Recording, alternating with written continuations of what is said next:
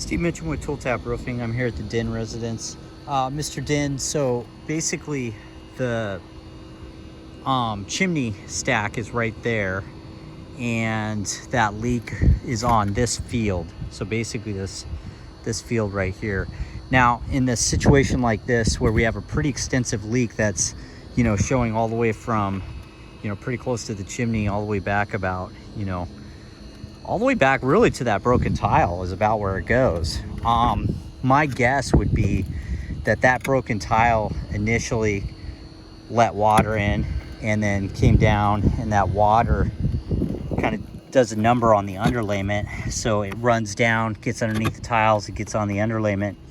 Water always gets on the underlayment to some extent. So, just even repairing that tile, a little bit of water is going to get in. Once you have that underlayment that's, rotted out from that initial water entry, now any water that gets in works its way, through those cracks and compromised underlayment, and then gets down into the drywall and then shows up in your home like you have right now. So my suggestion would be, the rest of the roof looks pretty good. I did pull a tile over here just to see what the underlayment looks like in other areas, and it looks pretty good. It's dusty, but it's in one piece. It looks a lot better than the underlayment over here. So my suggestion, because the house was built in 2006, looks like, it still has some life left, would be to just replace this field. So basically we pull this entire field, this hip, that hip, and replace all the underlayment down this whole field. And then that way we can give you all the way to this valley. And then that way, that'll give you a guarantee that this isn't gonna leak anymore. So I'll put some numbers together to do that. There's a few other things that we, maintenance-wise, if you would like us to do, we could do. All of the valleys on the roof are kind of gummed up with tree debris, and bird debris, which are the two things that shorten the life of a roof.